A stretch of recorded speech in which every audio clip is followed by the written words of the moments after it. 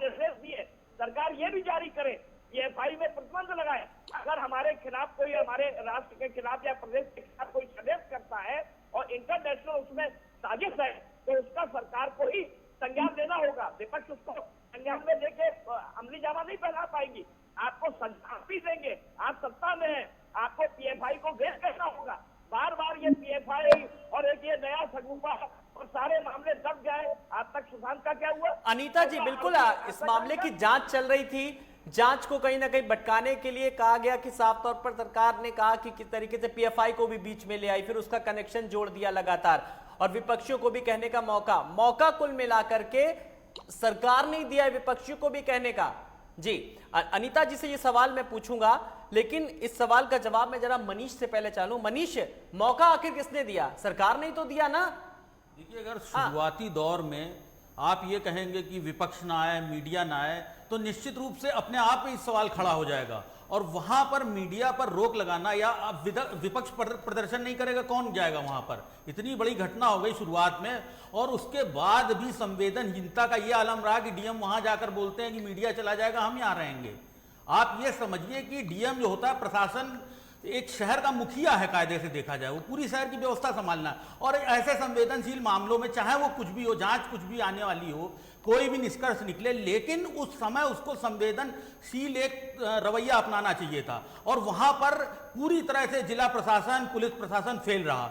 आधी रात में जला दिया गया, जो सच है वो सामने है। इन सवालों का जवाब कौन देगा? बिल्कुल, ये सवाल मनीष अभी का अभी बना हुआ है लगातार। मैं कुछ और भी मेहमानों को जोड़ने की कोशिश कर रहा हूं, लेकिन जो उस रात का सच क्या है? भले ही आप कितना भी आप कर लीजिए, पीड़िता को न्याय की बात कर लीजिए, लेकिन पूरी कवायद के बीच सवाल ये उठ रहा है कि आखिर उस रात क्यों जलाया गया, रात में बिना परिजनों की मर्जी के, और आखिर सारी, क्योंकि जो बीजेपी तो लगातार सरकार भी है, इसीलिए सरकार में है, इसलिए सवाल उठ रहा है कि वो तो हिंदू संस्कृति की बड़ी पक्षधर है, और किस तरीके से रात को शव में जलाया गया, इसलिए भी और सवाल उठ रहा है। मनीष, बिल्कुल सवाल उठेगा ही। आप ये समझिए कि पूरी व्यवस्था, पूरे संस्कार, सारी चीजें एक साथ उठी। वहां पर सवाल जो उठे हैं वो पूरे एक समाज की ओर से उठे हैं। वहां पर पीड़िता पर क्या हुआ ये एक जांच का विषय हो सकता है, लेकिन जो एक हमारा जो संस्कार है, कल्चर है, और उसके बाद ही राजनीति शुरू हुई। राजनीति दोनों तरफ से होती है। आपको वहां पर सीधे सीधे एक प्रशासन का रवैया अपनाना चाहिए था,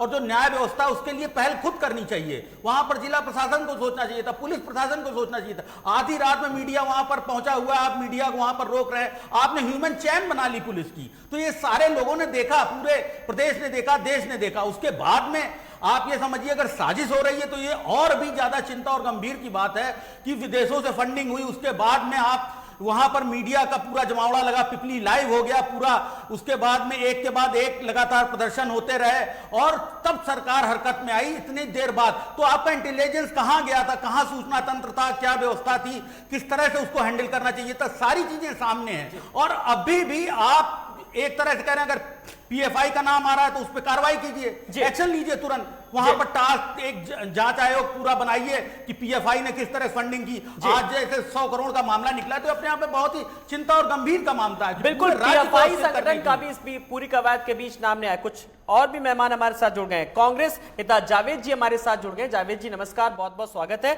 और समाजवादी पार्टी नेता शौकत अली जी भी हमारे साथ जुड़ गए। शौकत जी, लगातार अब विपक्ष भी इस मुद्दे को कहीं ना कहीं कैच करा रहा है, लेकिन वो किसी और ट्रैक पर जाता नजर आ रहा है शायद, इसीलिए शायद तो सवाल ये कि यहां पर पीड़िता को फिर न्याय कैसे मिलेगा जब विपक्ष अलग राग अलापेगा?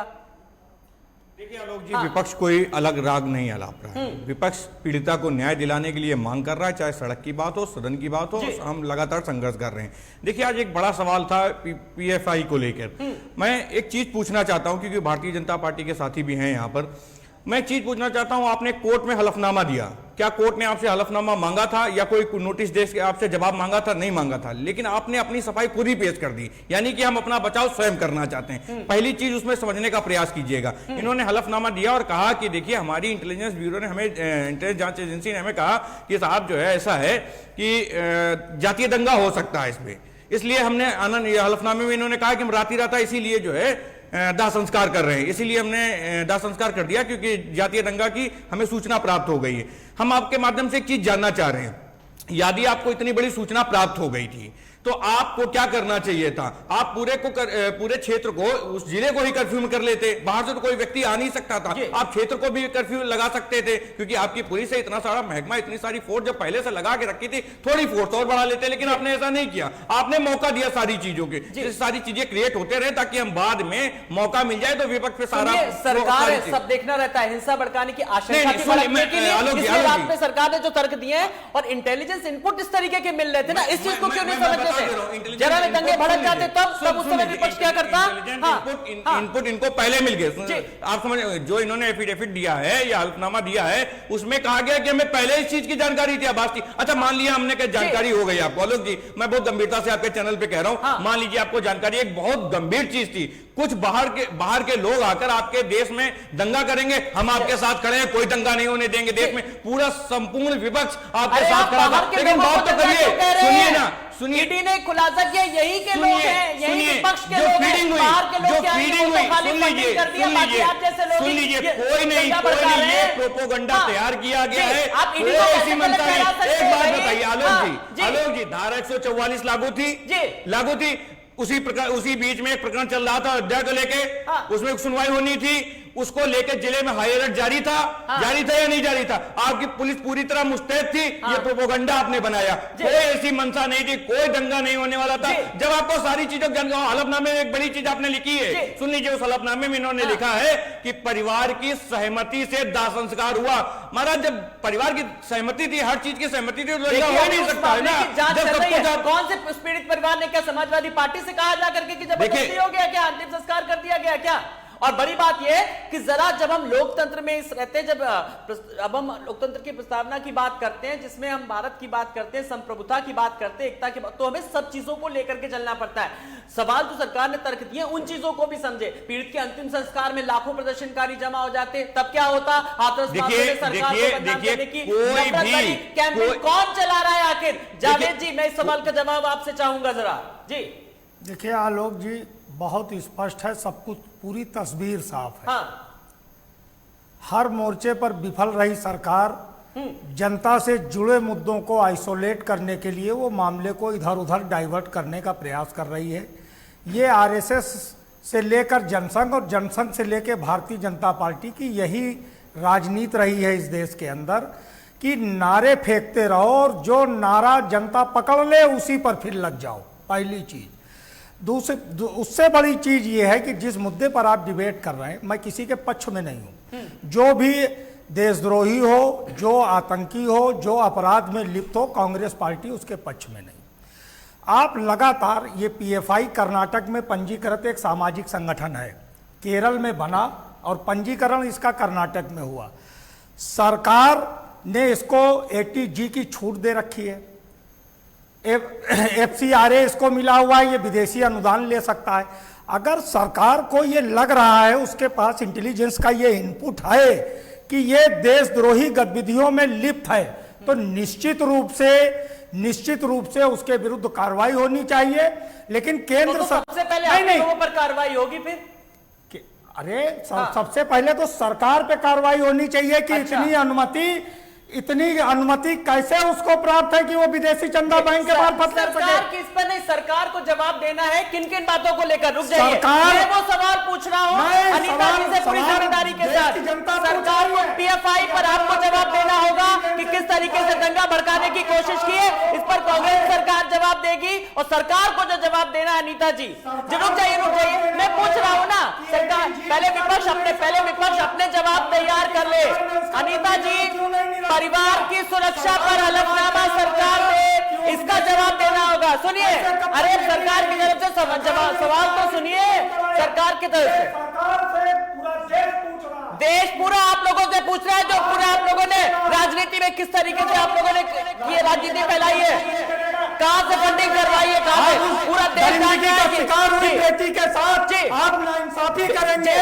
आप नाम लीजिए, बस देश की बेटी के साथ इंसाफ और पीएफआई का साथ दीजिए, यही काम है विपक्ष का। जी जी जी, सबूत तो हमारे पास अभी कोई भी नहीं है, सबूत पूरा देश जान रहा है, इसका जवाब कांग्रेस को मिलेगा आने वाले समय में। जिस चीज का जी, अगर सबूत है तो फांसी चढ़ने को तैयार हैं, अनर्गल आरोप मत लगाइए, और अगर सबूत नहीं है तो उसके लिए सबको माफी मांगनी जी, पड़ेगी। सबूत तो फिर किसी के पास नहीं है। उन्हीं सबूतों को लेने के लिए तो जांच चल रही है। चलिए, कहाँ सरकार जांच है? से आपको तो किसी जांच पर भरोसा नहीं है ना, असल में ना सीबीआई पर ना एसआईटी पर। यही वजह है। चलिए, अब अनीता जी, जिम्मेदारी से इस सवाल का जवाब जो आप लोगों को अब जवाब देना है सरकार को। परिवार की सुरक्षा पर हलफनामा दे सरकार, गवाहों की सुरक्षा कैसे हो रही है, हाईकोर्ट में केस की क्या स्थिति है। हाथरस की घटना वाकई में भयानक है, यह खुद सीजीआई ने कहा है। बड़ी चुनौती है इस वक्त सरकार के सामने।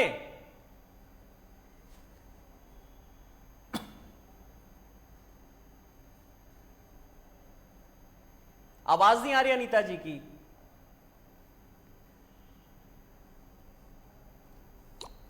चलिए अनीता जी, आपकी आवाज नहीं हम तक पहुंच पा रही है, लेकिन कुल मिलाकर के प्रभात जी, जब हम बात करते हैं, जब हम सरकार के सामने चुनौतियों की, तो अब सरकार यह भी सुनिश्चित करे कि जांच सही तरीके से चले। यह साफ तौर पर सीजीआई ने कहा है, बड़ा सवाल। तो अब ये कैसे सुनिश्चित किया जाएगा कि जांच सही दिशा में जा रही, क्योंकि अभी तो हर रोज नए खुलासे हो रहे हैं। प्रभात जी, शाम को उनके घर पे सीसीटीवी कैमरे लगा दिए गए, पुलिस फोर्स तैनात की गई है। सुप्रीम कोर्ट ने कहा है कि बड़ी भयावह स्थिति है, तो कहीं ना कहीं ये पूरा मामला बहुत संगीन है। और मैं ये कहता हूं कि अगर जमाती इस देश के अंदर बदमाशी कर रहे हैं या पीछे बदमाशी कर रही है, तो आप उसको बैन लगाइए। और मैं कहता हूं 1 बजे जब वहां सफदरजंग में लड़की मारी गई थी, 1 बजे के बाद से रात में सुबह 9 बजे तक डीएम के फोन कॉल और एडीएम पीपी राणा के फोन कॉल और सरकार के जो बड़े अधिकारी हैं उनके फोन कॉल साजिश होने चाहिए कि आखिर उन्होंने इस पूरे मामले में क्या इंस्ट्रक्शंस दिए प्रशासन को, क्योंकि देश जानना चाहता है कि अगर हाथरस को जलाने की साजिश पीएफआई कर रही थी और विदेश से फंडिंग हो रही थी, आपने ईडी लगा दी है। मामला हत्या का और रेप का है और उसमें ईडी काम कर रही है। देखिए कितना बड़ा हास्यास्पद स्थिति है। अरे पीएफआई का और इस पूरे मामले से क्या मतलब है? और दंगा फैलाने की साजिश अगर कोई लोग करते हैं तो सरकार का ये काम है कि दूध का दूध पानी का पानी करे। मैं तो कहता हूँ भाजपा ने पीएफआई को हायर कर रखा है क्या इस देश के अंदर? अरे भाई आप उसका बेनकाब कीजिए। आपकी पूरी इंटेलिजेंस एआई है, आपके साइबर अधिकारी बैठे हुए हैं, आपका पूरा सारा तंत्र है, आप उसको तुरंत रेल लगाइए प्लीज। सीबीआई की जब जांच चल रही है तो मेरा ये कहना है कि हाथरस के पूरे प्रकरण को जिस तरह डाइवर्ट किया जा रहा है, अगर प्रशासन इसको, और फिर योगी जी प्रेस कॉन्फ्रेंस करते हैं कि मेरी छवि खराब की जा रही है, मैं विकास कर रहा हूँ। अरे भाई आप विकास कीजिए, आपकी छवि बहुत अच्छी है, आप एक बहुत अच्छे संत मुख्यमंत्री हैं, लेकिन जिस तरीके से पुलिस से विश्वास उठ रहा है, समाज में जिस तरीके से न्याय प्रक्रिया और आपके जो जितने भी विंग हैं, जितने भी तंत्र हैं, उनसे विश्वास उठ रहा है, ये चिंता का विषय है। ये चुनावी मुद्दा बनेगा। बिल्कुल, ये सिस्टम ऐसा है और इस सिस्टम को लेकर के ही सवाल खड़े हो रहे हैं। शौकत जी, अगर मैं बात करूं, जस्टिस फॉर हाथरस के नाम से एक वेबसाइट तैयार की गई, वेबसाइट पर आपत्तिजनक और भड़काऊ पोस्ट की गई, वेबसाइट पर दंगा करने की तरकीब भी बताई गई, दंगे में शामिल होने वाले आरोपी अब कैसे अपना बचाव करेंगे? देखिए आलोक जी, हमें कोई बचाव नहीं करना, हमें सवाल करना है। सत्ता पक्ष से सवाल करना और ये मेरा अधिकार है, मैं बिल्कुल करूंगा। पहली चीज ये, जब आपको इतनी जानकारी हो गई थी आपके इंटेलिजेंस के मामले से, तो मैं एक चीज पूछना चाहूंगा, आपके जो विदेश मंत्रालय हैं, जो सुरक्षा की एजेंसियां हैं, वो क्या कर रही थी? आपको इसके संदर्भ में एक बैठक करनी चाहिए थी और जितने भी दूतावास हैं दिल्ली के अंदर, उनसे सबको बताना चाहिए था कि आपके देश से ये चीजें आ रही हैं, उस पर कार्रवाई होनी चाहिए थी, उस पर निष्कर्ष निकालना चाहिए था, ना कि विपक्ष से सवाल पूछने का अधिकार। विपक्ष को आप कोसेंगे, क्या मतलब निकलेगा? पीड़ित परिवार अपनी न्याय मांगने के लिए बार बार गुहार लगा रहा है, आप विपक्ष को कोसने में मस्त हैं। हम बहुत बड़ी चीज कहना चाहते हैं। आप एक बात बताइए, धारा 144 पूरे जिले में लागू थी, उसके बावजूद वहां लगातार बैठकें हो रही थी, लगातार मीटिंगें हो रही थी, कितनी आपने कार्रवाई कर दी? कौन जातीय दंगा भड़का रहा था? कौन जातिगत बात कर रहा था? वहां के लोकल लोग कर रहे थे, आप कार्रवाई नहीं कर पा रहे थे। क्यों छूट दे रखी थी आपके डीएम ने मीटिंग करने की? किसके परमिशन से मीटिंग हो रही थी? किसके कहने पे वो मीटिंगें हो रही थी? दूसरी चीज, एक दीपक शर्मा नामक युवक वहां लगातार बयानबाजी कर रहा था उल्टी सीधी, लगातार वीडियो अपलोड कर रहा था। अभी तक आपने क्या कार्रवाई की? वो थोड़े दिन बाद ये आग कब भड़की? सरकार की जिम्मेदारी, नहीं, अच्छा आलोक साहब, लॉ एंड ऑर्डर जो है, सारी व्यवस्था जो है, मुझे लगता है विपक्ष संभालता। सरकार अक्षम है, सरकार जिम्मेदारी नहीं निभा पा रही है, इसलिए विरोध। हमने कहा, आलोक जी आप मेरी बात को समझ नहीं पाए। अगर आपको डे 1 से पहले दिन से ये जानकारी हो गई थी कि दंगे भड़क जाएंगे जाती है, आपकी इंटेलिजेंस का ये कहना है, आपने बाकायदा उसको हलफनामे में दिया है, तो क्या आपका फर्ज नहीं बनता था? आप कहते हो ना कि विपक्ष साथ नहीं खड़ा, विपक्ष में आपके चैनल के माध्यम दावे के साथ कह रहा हूं, एक बार आप संपूर्ण विपक्ष से बात करते हैं कि ऐसी स्थिति है, देश के हालात बहुत खराब हो जाएंगे और बिटिया का मामला है, हमें बिटिया को न्याय दिलाना है, मैं आप दावे के साथ कह रहा हूं, संपूर्ण विपक्ष आपके साथ खड़ा हो जाता। लेकिन आपका तानाशाही रवैया है, आप बात ही नहीं करना चाहते हैं। क्या जरूरत है बात करने की? जो मन में आएगा वो करेंगे, जिसके चलते ये सारी चीजें सामने आई। जावेद जी, अगर मैं न्याय संगत बात करूं तो वाकई में क्या यहां पर सरकार का तरफ से फेल्योर रहा, सरकार की तरफ से देरी की गई पूरा इस मामले में एक्शन लेने की? देखिए, निश्चित रूप से सरकार को संवेदनहीन नहीं होना चाहिए था, उसके अंदर संवेदनशीलता होनी चाहिए। आप सब लोग जानते हैं, पूरा देश जान रहा है कि 14 तारीख की घटना का संज्ञान 22 तारीख को लिया गया और उसके पहले सरकार के प्रमुख पदों पर बैठे लोग और जिनका बड़ा सम्मान भी है समाज में, जो पहले पत्रकार भी रहे, वो लगातार इस घटना को फेक बताते रहे, वहां से आ रहे वीडियो को फेक बताते रहे। जब मीडिया ने इस मुद्दे को उठाया बड़ी गंभीरता के साथ, तब कांग्रेस पार्टी या अन्य विपक्षी दल के लोग वहां पर इंसाफ के लिए खड़े हुए। सरकार का नैतिक दायित्व था। और उत्तर प्रदेश में तो मैं विशेष करके कह रहा हूं कि उत्तर प्रदेश के मुखिया अपने को संत कहते हैं, वो योगी हैं। सरकार के मुखिया होने के नाते, उत्तर प्रदेश के अभिभावक होने के नाते उनको ये पहल करनी चाहिए, अपना राजधर्म, अपना संत धर्म दोनों का निर्वहन करने में वो असफल रहे। आलोक जी, आपने जो चीजें कही हैं, निश्चित रूप से आप जान लीजिए, जब सरकार असफल हो गई तो उसने डैमेज कंट्रोल के लिए तमाम तरीके की बातें खड़ी की। आज क्या हो रहा है? पीआर एजेंसी हायर की गई।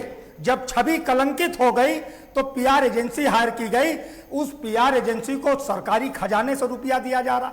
आज उस दरिंदगी का शिकार बेटी का चरित्र हनन किया जा रहा है, पीड़ित परिवार के ऊपर आरोपों की झड़ी लगाई जा रही। जैसा शौकत जी ने भी कहा, आपने भी देखा, आपने अपने चैनल पे चलाया कि जिस समय 144 लगी हुई थी, एक भी मीडिया पर्सन जो है उस बुलागढ़ी गांव के अंदर नहीं जा पा रहा था। उस समय उस समय पुलिस के पहरे में, पुलिस के साए में पंचायत हो रही थी। कौन जातिवाद को भड़का रहा था? ये किसके इशारे पर हो रहा था? ये किसके इशारे पर? चलिए, ये सवाल तो सरकार को जवाब देने में, पंचायत आखिर किसके सहमति से हो रही थी? और सवाल ये भी है, और एक चीज तो सरकार को समझ में आ गया कि मीडिया को रोकने का एक खामियाजा था, और जो तस्वीर सामने आई सबके सामने, जिस तरीके से लगातार सवाल उठ रहे हैं। प्रभात जी, आपका बहुत बहुत शुक्रिया। बाकी के मेहमान हमारे साथ बने रहेंगे, बड़ी बहस जारी है। एक छोटे से ब्रेक के लिए रुक रहे हैं, फौरन हाजिर होते हैं।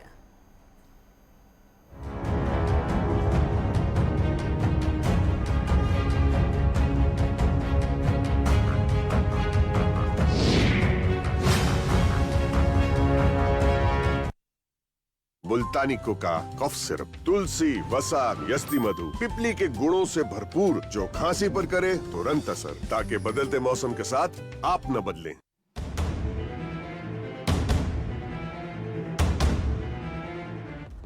सत्ता के गलियारे की हर खबर या हो सरकार से जुड़ी हर बात, राजनीति के तीखे हमले हो या हो राजकाज की हर चाल, जमीन से जुड़े मुद्दे हो या फिर पलायन की बात, उत्तराखंड में 30 से ज्यादा अनुभवी रिपोर्टर्स जो मैदान से लेकर पहाड़ों तक उठाएंगे मुद्दे की आवाज। देवभूमि से हर खबर हमसे लीजिए। देखिए उत्तराखंड लाइव, सुबह 9 बजे, दोपहर 2 बजे और शाम 6 बजे, सिर्फ लाइव टुडे पर। आपकी आवाज, आपकी ताकत, आपका अपना न्यूज चैनल लाइव टुडे अब उपलब्ध है ZEE5 पर। बुलेट की रफ्तार से बताएंगे देश के हालात, जानेंगे पिछले 24 घंटे की सभी खबरें खास। देखिए 3 की बात हमारे साथ एक नए अंदाज में। बॉलीवुड की हर खबर, फिल्मी सितारों का सफर, कंट्रोवर्सी से लेकर गॉसिप तक, लिंकअप से लेकर ब्रेकअप तक, देखिए हर हलचल बॉली तड़का में हर रोज दोपहर 12:30 बजे सिर्फ लाइव टुडे।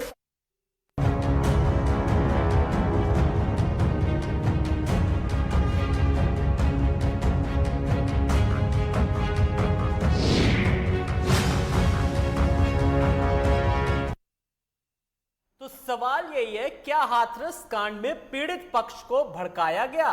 क्या भाई और आरोपी की कॉल डिटेल से सच सामने आएगा? अनीता जी, जिम्मेदारी से जवाब चाहूंगा, क्या हाथरस कांड में वाकई में ऑनर किलिंग हुई है जिसको सरकार जोड़ रही बीच में ला करके, और विपक्ष भी सवाल पूछ रहा है? हाँ देखिए, विपक्ष ने भड़काया, समझ में आ ही रहा है। कांग्रेस के राहुल गांधी, प्रियंका गांधी, वो लोग बुलंदशहर, बलरामपुर और आजमगढ़ क्यों नहीं गए? वो हाथरस जुड़े थे क्योंकि इनका फीस कांग्रेस के सभासद लखनऊ में पकड़े गए हैं जो जहां कार्रवाई नहीं हो रही थी विपक्ष तो वहां जाएगा। हमने तो आपको सादर निमंत्रण भेजा है कि राजस्थान आइए, और 4 आरोपी जो मध्य प्रदेश में के रहने वाले हैं, आपकी सरकार है वहां पर, उनको राजस्थान सरकार के हवाले कर दीजिए। जो उन दोनों बेटियों के साथ रेप कर रहे थे, श्योपुर में रहते हैं, जिला भी बताए दे रहे हैं, श्योपुर के रहने वाले हैं मध्य प्रदेश में, उनको भी हमारे हवाले कर दीजिए, उनको भी जेल भेज दें। धारा अगर कम लगी वो बता दीजिए, आप तो अधिवक्ता है, वो भी बढ़ा दें। 4 आरोपी मध्य प्रदेश की श्योपुर जेल में है, और बलरामपुर का जो बता रही है, आपकी पुलिस हीरा हवाली कर रही थी। डॉक्टर जियाउर रहमान नाम के आदमी ने उस बेटी के साथ दर्दनाक घटना का खुलासा किया, और उन्होंने बात की अधिकारियों से, तब पुलिस गई है। अरे शर्म आपको आनी चाहिए, शर्म आपको आनी चाहिए, लेकिन आएगी नहीं, आपको आएगी नहीं शर्म, इसलिए अरे आप तो कानूनदान है, महिला है, आपके सीने में दर्द होना चाहिए कि बलरामपुर में आपकी पुलिस ने उस दरिंदगी का शिकार हुई बेटी के बाप के प्रार्थना पत्र को FIR में तब्दील नहीं किया। पास हो गए जनता के सामने, इसकी जनता आपको बाहर का रास्ता दिखा रही है। आप दंगा भड़काने वाली तथ्य को समझ रहे हैं। मैं इसीलिए बहुत देर से सोच रहा था दोनों राजनीतिक। दिलीप यशवर्धन जी, दिलीप जी, मैं वाकई में बहुत इसको लेकर के मेरा मन जो है वो बेहद आहत है। मैं देख रहा था कि सत्ता पक्ष और विपक्ष किस तरीके से गैंग रेप को लेकर के डिफाइन कर रहे थे कि तुम्हारी सरकार वहां पर है, तुम्हारी सरकार वहां पर है, मेरे राज्य में कम रेप। ये भी कोई, अब ये इसमें भी कंपटीशन होगा क्या? ये भी एक प्रतिस्पर्धा का विषय हो गया क्या? अब इसकी चर्चा भी होगी क्या आने वाले समय में? ये गलत परिपाटी है। देखिए, जब भी डिबेट होती है तो डिबेट बहुत देर से सुन रहा था, मैं इसीलिए चुपचाप और चली जाती है, और बहुत सारे जो गलत वक्तव्य दिए जाते हैं वक्ताओं के द्वारा। ये जब बैठे डिबेट में बैठे लोग भटक जाते हैं तो आम जनता तो भटकेगी ही भटकेगी। जैसे अभी शौकत अली साहब ने कहा कि सरकार ने अपनी मंशा से हलफनामा कोर्ट में दाखिल कर दिया और सारी बातें कह दी। शौकत अली साहब, कोई भी आदमी अपने मन से कोर्ट में हलफनामा दाखिल नहीं करता है, ये एक कोर्ट की प्रक्रिया होती है, हलफनामा वहां दाखिल होता है और ये किया जाता है, ये अपनी मर्जी से नहीं किया जाता है। प्रभात त्रिपाठी साहब अभी बैठे थे, बहुत सीनियर पत्रकार हैं, लेकिन आज वो कैसे इस तरह की बातें कर रहे थे मैं समझ नहीं पाया। उन्होंने कहा CBI फेल हो गई है, ED को इसमें इंटरवीन नहीं करना चाहिए था, पुलिस प्रशासन फेल हो गया है। अगर सब फेल ही हो गया है तो निर्णय कौन करेगा? क्या ये विपक्षी पार्टियां निर्णय करेंगी कि ये प्रभात जी निर्णय करेंगे? कानून का निर्णय कौन देगा? इस तरह की बातें नहीं करनी चाहिए कि सब फेल हो गया है। अगर सब कुछ फेल हो गया तो फिर तो ये देश खत्म हो जाना चाहिए, कुछ है ही नहीं इस देश के अंदर। देखिए, आप ये जो विपक्षी पार्टियां बैठी हैं या जो भी लोग इस तरह की बातें करते हैं, उनको ये भी सोचना चाहिए कि समाज है और हम एक समाज का छोटा सा हिस्सा है, हमारी बातों का समाज पे क्या इंपैक्ट पड़ता है। ये जो रेप की घटना होती है, जब ये छोटे उम्र की बच्चियां सुनती हैं तो उनके दिमाग पर क्या असर पड़ता है इस बात का। ऐसी बातों को बहुत ज्यादा प्रोपोगेट करने से समाज की मानसिकता पर ग्रोइंग बच्चियों की मानसिकता पर क्या फर्क पड़ता है, इन लोगों को ये भी सोचना चाहिए, क्योंकि हम राजनीतिक हैं। क्या सरकार सोच रही है? अनीता जी, बहुत जिम्मेदारी के साथ मैं इस सवाल का जवाब कि आप ही के कुछ मंत्री ऐसे हैं, चाहे वो बाराबंकी के श्रीवास्तव जी हो जाए, चाहे वो बलिया के, चाहे वो भदोही के, किस तरीके से बयानबाजी दे रहे हैं कि अरहर के खेत में नहीं होता, यहां नहीं होता, वो अलग अलग डिफाइन कर रहे हैं कि शुरू से ऐसे संस्कारों को दिया जाए। मतलब किस तरीके से ये शब्दावली होती है, क्यों नहीं उन पर रोक लगती है कि आप इस तरीके के पार्टी से बाहर का रास्ता दिखा दीजिए एक बार, अभी तबीयत सही हो जाएगी सबकी। ये जो कह रहे हैं अपनी व्यक्तिगत राय से कह रहे हैं, लेकिन संस्कार तो लड़कों को सिखाने वाले, लड़कियों की बात नहीं करनी चाहिए। ये जो कहानियां गलत कहानियां आज के समय में नहीं तो ये अरहर के खेत में और चने के खेत में कहां ये बातें कहां से उठ रही हैं? मैं वही तो कह रही हूँ। आलोक जी हमारे पार्टी ने नोटिस दिया गया कि आपने ऐसा क्यों बोला है जी, क्योंकि ये बिल्कुल हमने कहते हैं सरकार लड़कों को सिखाने वाले हैं, लड़कियों को नहीं। लड़कों को पूछने वाले कहाँ गए थे, तुम कैसे कर रहे हो, यानी कि आप अपने मंत्री के फेवर में हैं, कहिए। होने के नाते मैं कहना चाहती हूँ कि लड़के चलिए आप एक सलाह दे दीजिए कि किस खेत में जाया जाए और किस खेत में ना जाया जाए, लड़कियां बताइए। मैंने कहा जिससे भी ये कहा है गलत कहा है, चाहे वो हमारी पार्टी का हो चाहे किसी की पार्टी का हो। नहीं, वो समाजवादी पार्टी के नहीं है, वो बीजेपी के ही हैं। मैंने कहा वो किसी भी पार्टी के हो, चाहे हमारी में हो, चाहे समाजवादी में हो, चाहे किसी के, हम तो जिसने कहा है उस पर पार्टी क्यों नहीं कोई कार्रवाई कर रही है? क्यों इस तरीके का मौका बार बार देती है लोगों को कहने का कि सरकार में ऐसे लोग भी हैं? छोड़ दिया गया, आपने ऐसा क्यों किया है, उनसे मांगा गया, कमेटी में उनको लेटर भेजा है, हमें वो कार्रवाई हमारी पार्टी अपनी तरफ से कर रही है, लेकिन इसका समर्थन कोई नहीं करा कि उन्होंने सही कहा है। जो कहा है वो किसी पार्टी का गलत है, इसलिए हम लीजिए, विपक्ष को बोलने का मौका मिल गया, नोटिस अभी तक नहीं गई है, तो क्या कार्रवाई करेगी सरकार? नोटिस मैंने क्या कहा, शासन कमेटी द्वारा मीटिंग होकर उन्हें दिया है, बस हम आपसे बोल रहे हैं। अफसोस जाहिर कर दीजिए, अफसोस करिए जाहिर। और लेकिन जावेद जी आप तो ज्यादा बोलिए, आपने तो जो आप काम कर रहे हैं ना, आपको समझ आना चाहिए कि कांग्रेस ने क्या किया जीवन भर, जनता को बेवकूफ बनाने का काम किया है। जनता सब समझ के जनता को गुमराह नहीं कर सकते आप राहुल गांधी के चश्मे से और प्रियंका गांधी के चश्मे से मत देखिए।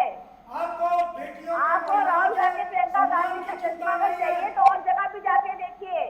आपको उत्तर प्रदेश में केवल हाथरस नजर आया, उत्तर प्रदेश में आपने क्यों नहीं बोला अलीगढ़ में ऐसा हुआ, आपने क्यों नहीं बोला, आपने क्यों नहीं बोला कि माँ दुर्गा और काली के रूप में है, उनको संस्कार सिखाने की बात क्यों नहीं बोले, आपने क्यों नहीं गए, आप क्यों नहीं गए क्योंकि वो मुस्लिम संप्रदाय के लोग इसलिए ना, फिर तो जात की राजनीति करते हैं, मुस्लिम संप्रदाय के लोग तो इसलिए आप नहीं गए। आपका जहाँ केवल आप माफी मांगिए कि हमारे विधायक ने गलत कहा है और इनको पार्टी सजा देगी और हम देश की बच्चियों से, नारियों से हम क्षमा प्रार्थी हैं, मांगिए माफी। सफाई क्यों दे रही है?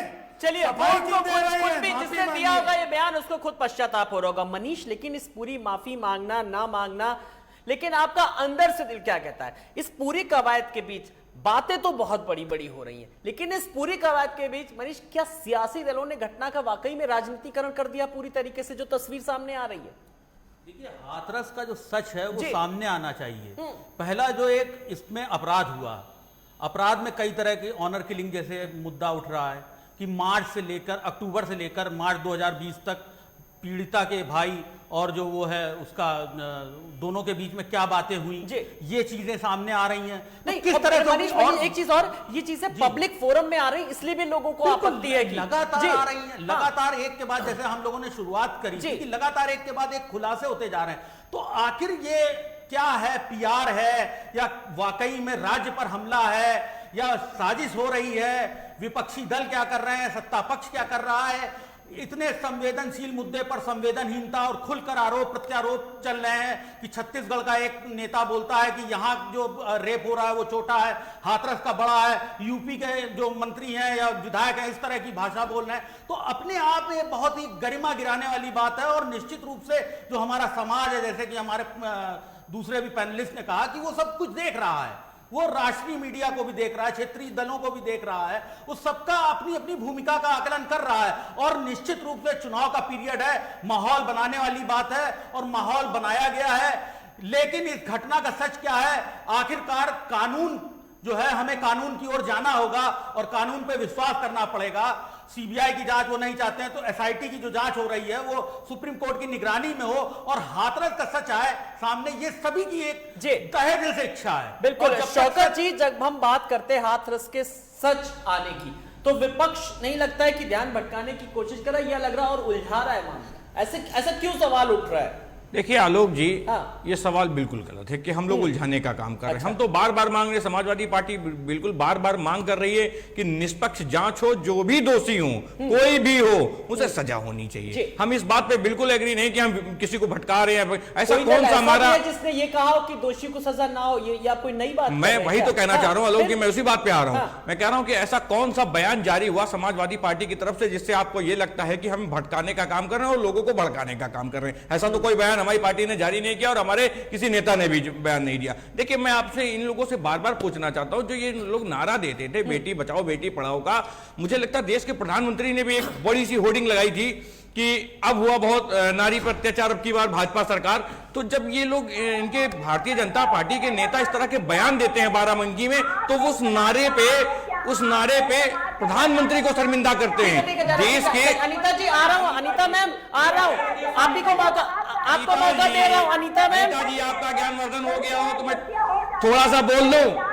अनीता जी थोड़ा पानी पी लीजिए, आराम कर लीजिए थोड़ा सा, आप बोलते बहुत हैं। ठीक है, कोई बात नहीं, हम आपकी बात सुन लेंगे। थोड़ा धैर्य रख लीजिए, थोड़ा पानी पी लीजिए, थोड़ा शांति बरतिए। अरे अधिवक्ता महोदय जी, मुझे मालूम है बहुत बोलती हैं आपको बहुत एक्सपीरियंस है बोलने का। थोड़ा धैर्य रखिए, सुनिए, थोड़ा पेशेंस रखिए। सरकार में है, आपको सुनने की भी आदत होनी चाहिए। अगर आप सुनेंगे नहीं, जब विपक्ष को आप सुनना पसंद नहीं करेंगी तो आगे क्या करेंगे? थोड़ा धैर्य रखिए, सुनिए। अनीता जी चलिए अपनी बात रखिए, आपसे सवाल भी तो ज्यादा पूछना है सरकार में, चलिए अपनी बात पूरी तरीके से रखिए जी। देखिए, ये जो बता रहे हैं कि सरकार विपक्ष तंग नहीं कर रहा, सबसे बड़ी बात है विपक्ष का सबसे बड़ा काम है विरोध करना। आज हमने योगी सरकार सबको सुरक्षा दे। अनीता जी, ये आप कौन सी बात कह रहे हैं कि विपक्ष का सबसे बड़ा काम है विरोध करना?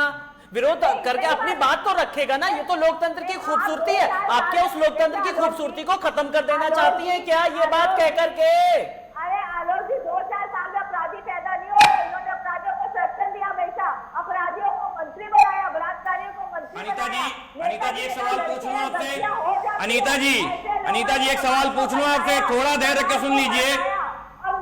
चलिए, सब कुछ किया, भड़काया, दंगा किया, सब कुछ किया, अब जरा विपक्ष को भी अपनी बात रखने का मौका दे दीजिए। ठीक है अनीता जी, अब सुनिए, अब जल्दी से, अब तो समय बिल्कुल नहीं है, मेरा शांत कराने में सब निकल जाएगा। देखिए अनीता जी, आप बड़े बड़े आरोप लगा रहे हो, मैं आपसे 2 शब्दों में छोटी सी बात पूछूंगा। आप कहती हैं कि हमारा आरोपियों को संरक्षण दे रहे हैं। अच्छा अनीता जी, मुझे ये बताइए, वो कुलदीप सेंगर साहब थे, उनसे एक सांसद जी मिलने गए थे, आप पीड़ित परिवार से मिलने का आपके पास समय नहीं था, लेकिन वहां जेल मिलने पहुंच गए। फिर आप हाथरस पे आ जाइए, पीड़ित परिवार के पास आपके पास मिलने का समय नहीं है अनीता जी। यहाँ बैठा हुआ चाहिए था प्रदेश का, सुन लीजिए आलोक जी, प्रदेश का, कल एक टीवी चैनल पे हमारे प्रवक्ता महोदय ने भी कहा था, प्रदेश का प्रत्येक कार्यकर्ता अखिलेश यादव है, सड़कों पे उतरने वाला प्रत्येक कार्यकर्ता अखिलेश यादव है, उनके विचारों को आगे बढ़ाता, उनके नेतृत्व को आगे बढ़ाने का काम करता, उनकी आवाज बनकर हम लोग यहाँ बैठे हैं और पार्टी की विचारधाराओं को आगे बढ़ा। वो लंदन में बैठा है, बाकी सब कार्यकर्ता यहाँ पर लाठी खा रहे हैं। ठीक है, खैर हमारा मकसद ये नहीं है। दिलीप जी, आपसे मैं एक बहुत अहम सवाल का जवाब जानना चाहूंगा, जिस पर चर्चा बहुत हो रही, बहुत ध्यान से सुनेगा ये मेरा पैनल भी, कि जब सीबीआई जांच का भरोसा दे दिया, उसके बाद भी मेडिकल रिपोर्ट जो आई है उसमें गैंगरेप की पुष्टि नहीं है। ठीक है दिलीप जी, लेकिन मृतका के जो बयान है उसमें 2 में 1 बार कहा रेप हुआ, 1 बार नहीं हुआ। तो ऐसे में जो कोर्ट है वो किस तरीके से इस मामले को संज्ञान में लेगा? देखिए आलोक जी, कोर्ट एविडेंसेस के ऊपर काम करता है जी, और मेरा ये कहना है सभी लोगों से, पक्ष से भी विपक्ष से भी, कि अल्टीमेट जो न्याय मिलेगा वो कानूनी प्रक्रिया से ही मिलेगा, किसी के धरना प्रदर्शन से नहीं मिलेगा। मैं ये कहता हूं कि सरकार की तरफ से गलतियां हुई, रात में जला दिया गया, नहीं जलाना चाहिए था, त्वरित कार्रवाई होनी चाहिए, नहीं हुई। लेकिन अब जो मामला जिस स्टेज पर है, इस स्टेज पर मामला अब न्यायिक प्रक्रिया से ही सुलझेगा, किसी के धरना प्रदर्शन से नहीं सुलझेगा। और कानून अपना काम, अपना डिसीजन एविडेंसेस के बिहाफ पर देगी कि पहले बयान में पीड़िता ने क्या कहा, दूसरे बयान में पीड़िता ने क्या कहा, एसआईटी अपनी जांच में क्या रिपोर्ट देती है, सुप्रीम कोर्ट उसको किस नजर से देखता है, सीबीआई किस एंगल से इस केस की जांच करती है। जब देश की इतनी बड़ी बड़ी एजेंसियां इस जांच में लगी हुई हैं और अल्टीमेटली किसी भी घटना को लेकर के हर आदमी का भरोसा सीबीआई पे ही जाता है कि सीबीआई जांच होनी चाहिए, तो अब इस मामले को अंजाम तक पहुंचने दीजिए। आप न्यायिक प्रक्रिया में, सीबीआई की प्रक्रिया में, जांच प्रक्रिया में इंटरफेयर नहीं कर सकते हैं। जैसे प्रभात जी बार बार कह रहे हैं कि सरकार के टेप वायरल किए जाएं, सरकार के टेप वायरल किए जाएं। अरे सरकार के टेप कोई हंसी मजाक है जो वायरल किए जाएं? ये किस कारण है सर? प्रभात जी मांग कर रहे हैं कि जो है वार्ता जो मुख्यमंत्री की और प्रशासन की वार्ता हुई है वायरल कर दी जाए। अगर इस तरीके से मांग होने लगी तो इस देश का तो बंटाधार हो जाएगा, तब तो यहाँ पे कुछ बचेगा ही नहीं, है ना? क्योंकि कई बार होता है कि शब्दों का मायने कुछ और होते हैं और समझ में कुछ और आता है। मैं सरकार का पक्ष नहीं ले रहा हूं, मैं एक जस्टिफाइड बात कर रहा हूं कि अब जो मामला जिस स्टेज पर है, अब इतने सारे एंगल निकल के आ गए हैं, तो अब ये डिसाइड कर पाना हमारे लिए कि वास्तव में इस झगड़े की या इस घटना की जड़ क्या है, कि किसी के बस का नहीं है, ना विपक्ष के लोगों का है, ना किसी के बस का नहीं है। तो अब इस मामले को न्यायिक प्रक्रिया से सॉल्व होने दीजिए। आप थोड़ा समाज की मानसिकता पे भी ध्यान दीजिए। चलिए एक फाइनल कमेंट जावेद जी, कुल मिलाकर के अब न्यायिक प्रक्रिया पर खाली सबको फोकस करना है पूरा, कहिए जी। आलोक जी, निश्चित रूप से जो दिलीप जी कह रहे हैं हम सहमत हैं, लेकिन जहां पर सरकार की नियत गड़बड़ दिखेगी तो विपक्ष सरकार की नियत पर पहले उसको आप सुन लीजिए। जिस तरीके से पहले एसआईटी गठित की 5 दिन में, फिर अब समय बढ़ा दिया। अब आप देखिए एसआईटी गठित हुई, जब वो गांव पहुंची तो पहले पीड़ित के परिवार तक नहीं गई, उसने सबसे पहले आरोपियों के यहाँ डेरा डाला। जब लोगों ने सवाल खड़े किए तो दूसरे दिन एसआईटी गई। महोबा में एसआईटी का क्या हुआ? एसआईटी साक्ष्य को मिटाने में तुली हुई है। सीबीआई जांच की बात भाजपा कर रही है, नोटिफिकेशन अब तक क्यों नहीं हुआ? क्यों नहीं नोटिफिकेशन हुआ? ये सवाल खड़े होते हैं कि 3 दिन से आप बात कर रहे हैं। जल्दी से फाइनल कमेंट, एक जल्दी से बिल्कुल 5 सेकंड में कि देखिए ये विषय समाज की सुरक्षा से जुड़ा है, बेटियां हमारे सम्मान का प्रतीक है, इसमें राजनीति करना ना करना वो अलग विपक्ष कर रहा है बेटियों के सम्मान की, लेकिन जांच एजेंसियों पर भी क्यों सवाल उठ रहे हैं आखिर? देखिए मुख्य बात यही है कि क्या विपक्ष भी कोई एजेंडा लेकर के चल रहा है क्या? बिल्कुल चुनाव का मौसम है तो एजेंडा विपक्ष के पास भी है, सत्ता पक्ष के पास भी है, लेकिन इससे बड़ी बात यह है कि इस संवेदनशील मुद्दे पर जिस तरह से एक बयानबाजी हो रही है, उस बयानबाजी की जगह अगर एक सार्थक कोई निष्कर्ष निकलता, कोई एक सहमति बनती और उस पर सब लोग के एक साथ खड़े होकर एक सुर में बात करते कि अगले जो होगा आइंदा ऐसे नहीं होगा, इस तरह के कदम नहीं उठाए जाएंगे कि रात में जलाना पड़े, या उसके बाद में इस तरह की जो घटनाएं सामने आई हैं, उसके बाद में विरोध प्रदर्शन हुए या जो साजिश हुई वहां से विदेशों से फंडिंग हुई, तो ये सारे प्रकरणों पर एक साथ एक सहमति बनानी चाहिए। और हमें अपने प्रदेश को जो जिस तरह के एक हाथरस का नाम जो बदनाम हुआ, काका हाथरसी का नाम था, वहां से एक जो हाथरस चला और आज जो बदनाम हो रहा, तो ये एक बहुत ही गंभीर मसला था और इस पर अगर संवेदनशीलता दिखाई जाती तो मुझे लगता है शायद आज ये स्थिति ना होती। जी, लेकिन इस स्थिति के लिए विपक्ष को भी मैं एक बार जिम्मेदारी की बात कहूंगा। शौकत जी, एक फाइनल कमेंट आपसे कि चुनाव नजदीक है और ऐसे में आप लोग भी इस तरीके से चीजें को कहीं ना कहीं पेचीदा बना रहे हैं। देखिए आलोक जी, मैं पहली चीज तो यही कहना चाहूंगा कि हम लोग बिल्कुल पेचीदा नहीं बना। अच्छा, ठीक। हम लोग बार बार यही मांग कर रहे हैं कि आप जो जांच कर रहे हैं, जांच एजेंसियां हैं जिस पे बार बार सवाल खड़े हो जा रहे हैं। देखिए पीड़ित परिवार ने भी कहा था हमें एसआईटी की जांच पे भरोसा नहीं है। अगर पीड़ित परिवार इस चीज को दोहरा रहा था, बार बार कह रहा था आपसे, तो जांच एजेंसियां बदलने में आपको क्या दिक्कत थी? उस समय बदल देते। लेकिन जब दबाव पड़ा इनके ऊपर, इतना ज्यादा प्रेशर हो गया मीडिया का, विपक्ष का सारा प्रेशर, तब जाके इनके कान खुले और इनको लगा कि अब बदल देना चाहिए। तब जाके सीबीआई की जांच को लेकर स्वीकृति देने की बात कही। लेकिन अभी हुई या नहीं हुई अभी कुछ क्लियर नहीं इनका। तो इनकी जो जांच एजेंसियां हैं, अभी जिसे कहा जाए पीएफआई को पैसा आया, बहुत सारा पैसा है, उसमें भी जांच चल रही है। आया या नहीं आया क्लियर नहीं। इनकी जांच एजेंसियां खुद कह रही हैं कि अभी आया या नहीं है, ये संदेह के घेरे में अभी ये भी चीज है। तो इनको सबसे पहले चीज पूरी चीजें क्लियर होनी चाहिए, ट्रांसपेरेंट हो, और क्या कर रहे हैं ये थोड़ी ट्रांसपेरेंसी ये भी रखें, विपक्ष से सहमति बनाकर चलें, जिससे ये हो सके कि विपक्ष इनके साथ खड़ा नजर आए। लेकिन अगर ये बार बार कहेंगे विपक्ष प्रोपेगेंडा कर रहा है, विपक्ष हमको भटकाने का काम कर रहा है, देखिए विपक्ष आपके साथ खड़ा होना चाहता, लेकिन आपका तानाशाही रवैया है, आप बात नहीं करना पसंद करोगे, जाहिर सी बात हमारा काम जो है वो तो हम करेंगे।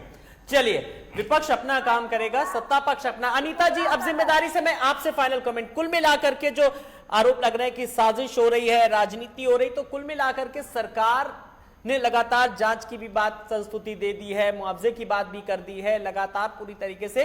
तो कितनी जल्दी इस घटना का पटाक्षेप पूरा सच का सच सामने आ जाएगा?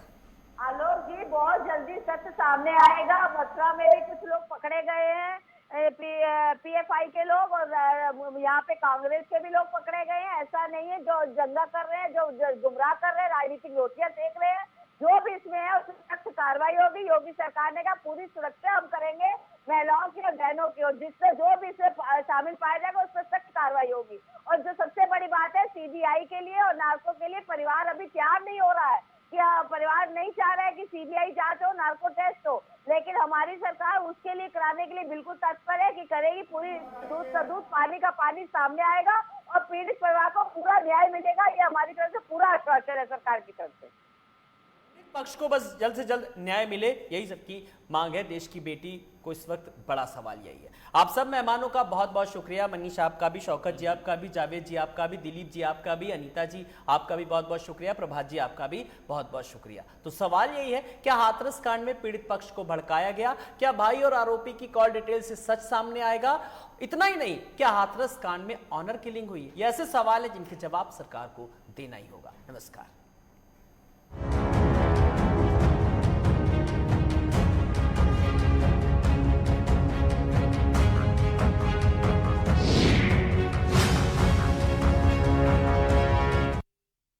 कूका तुलसी गिलोय अर्क, इसमें तुलसी के साथ गिलोय भी है। इसका रोजाना इस्तेमाल आपकी इम्यूनिटी बढ़ाता है।